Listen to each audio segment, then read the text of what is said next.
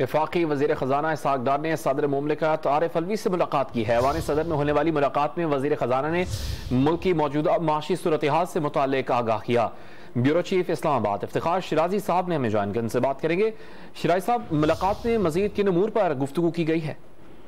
जी, वफाकी वज़ीर ख़जाना इसहाक़ डार साहब की एक बाकायदा पहली मुलाकात है ऐवान सदर में जो सदर डॉक्टर अलवी से हुई है, और इस मुलाकात के अंदर बिलखसूस जो पाकिस्तान की माशी सूरत हाल है और जो माली सूरत हाल है, रिजल्ट के जो सूरत हाल है उसके ऊपर डिस्कशन हुई है। इसके अलावा जो मुल्क को दरपेश माशी चैलेंजेस हैं उनके ऊपर भी तफसीली गुफ्तगू हुई है, और साथ में बताया ये गया है कि जो मौजूदा हुकूमत ने गरीब आवाम के लिए, बखसूस जो सैलाब से मुतासरा इलाकों में इंतहाई गरीब लोग हैं उनके लिए जो इकदाम उठाए हैं उसके हवाले से भी वफाकी वज़ीर ख़जाना ने सदर मुल्क को आगाह किया है।